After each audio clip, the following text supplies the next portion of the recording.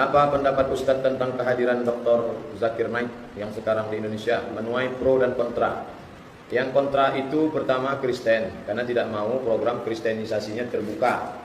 Yang kedua liberal, karena orang liberal yang mengandalkan otaknya pun tumpul menghadapi Zakir Naik. Yang ketiga Ahokers, karena semua yang memilih Ahok dikatakannya munafik. Tiga inilah yang gelisah.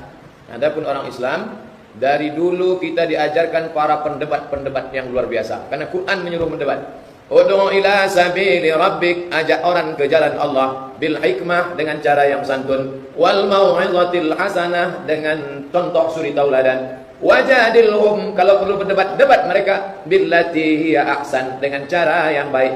Makanya Abdullah bin Abbas diutus oleh Sayyidina Ali untuk mendebat Khawarij. Khawarij yang petantang-petanteng. Nih debat Abdullah bin Abbas.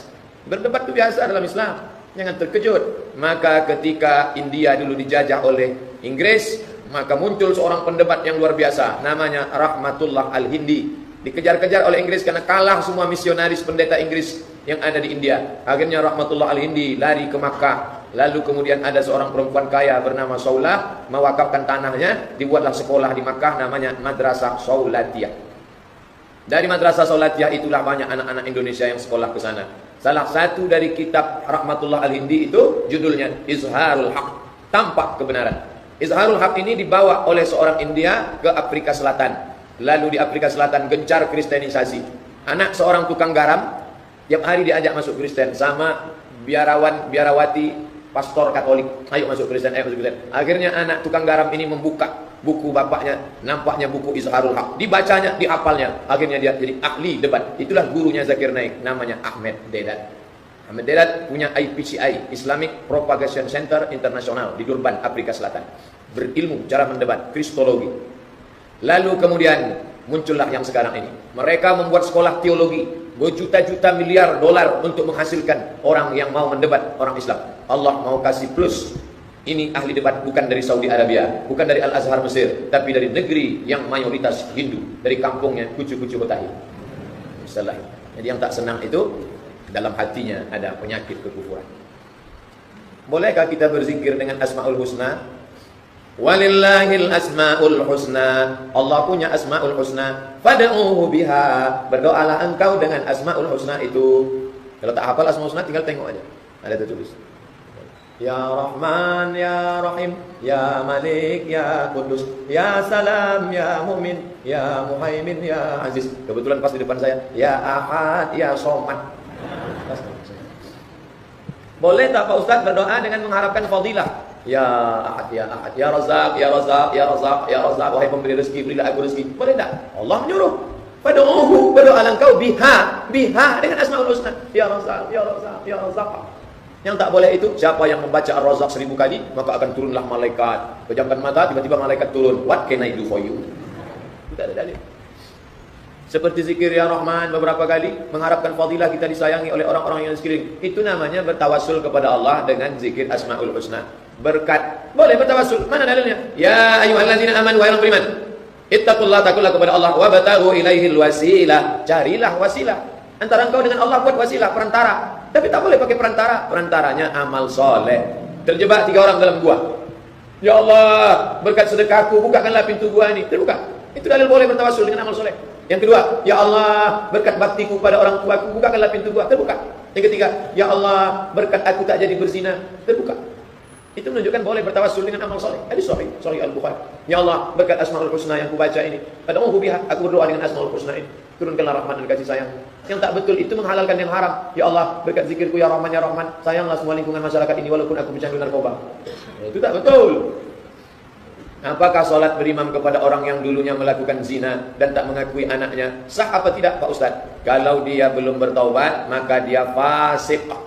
Orang yang fasik tak boleh jadi imam menurut mazhab Hambali.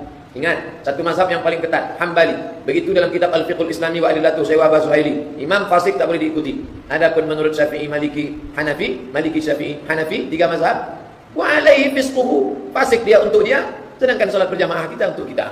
Ini kalau imam fasik. Adapun dia sudah bertaubat, taubat nasuha, menyesali perbuatannya, at-taibu minadz dzambi kama la dzambalah. Orang yang bertaubat macam tak ada dosa. Kita husnuzan, dia sudah bertaubat, kita ikut. Bagaimana wudhu kita jika berwudhu di kamar mandi, di situ ada WC-nya? Kalau di kamar mandi itu ada lubang, tempat buang air besar, buang air kecil, apakah lubang jongkok, lubang tegak, lubang berdiri, maka tidak boleh menyebut nama Allah di dalam. Karena Nabi mengucap salam, diucap salam 3 kali tak dia jawab. Assalamualaikum ya Rasulullah. Karena dia tak mau mengucapkan waalaikumsalam warahmatullah di dalam WC. Nabi kalau di dalam itu ada lubang WC, dibukanya cincinnya. Cincin Nabi dipakainya di kelingking, tulisannya 3 baris, Muhammad Rasulullah. Kalau dia mau masuk ke dalam, ditinggalnya di luar. Dia keluar lagi masih ada. Kalau kita sekarang coba. Tidak ada, tak boleh nyebut di dalam. Jadi kalau saya mau bismillah gimana? Dalam hati aja. Hidupkan keran. Nah, ini tentang masalah kalau menyebut.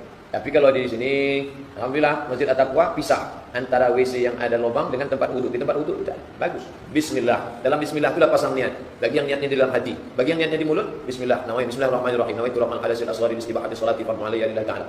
Bagi yang melafazkan niat, bagi yang tak melafazkan niat cukup di dalam. Waktu bismillahirrahmanirrahim dalam niat. Apa hukumnya menonton sinetron? Mazhab Hanafi mengharamkan nar, nun ra dal, nar dadu. Syatranj, shin ta ra nun jim, syatranj, catur, haram. Kenapa? 2 alasan. Pertama, melalaikan salat. Hayya 'alas shalah. Ska. Yang kedua, mubazir waktu. Orang tak cukup waktu untuk menulis buku. Sampai sekarang saya dituntut jamaah, tulislah ceramah ustaz itu. Tak ada waktu, tak sempat. Dia menghabiskan waktu berhari-hari. Berapa jam sekali menengok. Saya sampai sekarang belum setuju kalau catur itu masuk olahraga. Kalau memanah masuk akal, berenang masuk akal, tapi menengok berhari-hari. Sinetron, habis waktu karena itu. Salat tak khusyuk. Terbayang dari film India, Mahabharata, Utaran, tak habis-habisnya. Jangan tonton lagi. Terbawa perasaan pula lagi, terbawa perasaan. Ustaz, orang stres atau kemungkinan gila, wajib puasa atau tak puasa? Tak wajib puasa. Dalilnya, rufi'al qalam an thalathatin. Penanya mengangkat. Pena kita malam ini mencatat terus di masjid. Tapi ada yang penanya tergantung. Siapa dia? 3. Anin naim hatta yastayqiz, orang tidur sampai bangun tidur. Anis sabi hatta yahtalim, anak kecil sampai akil baligh. Anil majnun hatta yafiq, orang gila sampai sembuh. Orang gila yang di kilometer 11 itu penanya menggantung. Begitu dia sembuh lalu mencatat. Kalau gitu tak sembuh lah, gantung. Orang gila satu lagu tak boleh dinyanyikannya. Apa itu? Aku masih seperti yang dulu. Pak Ustaz, semoga dalam lindungan Allah, amin ya rabbal alamin. Ustaz, di mana letak ta'aruf dalam Islam? Ta'aruf itu sebelum khitbah, sebelum tunangan. Misalnya antum dalam pengajian ini, pas nanti lalu pulang, sama-sama mau ngambil sendal, dia duluan. Pas mau tengok. Akhirnya tanya sama Ustaz Asrawi, Ustaz itu yang mau kena warna itu di mana rumahnya? Ini belok kanan, kiri, belok kanan lagi. Kiri lagi. Oh, bisa Ustaz bawakan saya ke sana, insyaallah. Cari orang yang terpercaya biar jangan menimbulkan fitnah. Setelah sampai ke sana, perempuan itu jangan tahu bahwa dia mau ditengok, karena kalau dia tahu nanti tak jadi dia malu. Bisa-bisa dia pindah dari air dingin. Nah, di sana nanti pura-pura lah dia membawa air minum. Ambilkan dulu air minum Bapak. Datanglah dia keluar ditengok. Tak jadi lah Pak. Malam tu nampaknya cantik, rupanya gelap. Hitam manis. Begitu terang hilang manisnya tinggal hitam. Tak jadi. Kalau cocok, maka melangkahlah ke selanjutnya, namanya khitbah.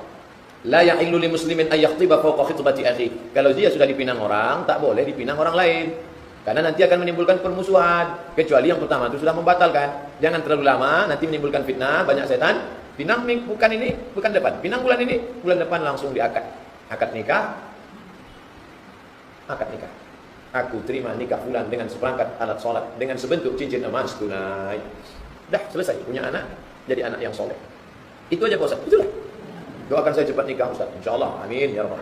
Di akhir majlis, ya kita nanti ya majlis. Wala aziban illa zawajtah, yang mau menikah maka mudahkanlah ya Allah. Sampai boleh buat aminnya.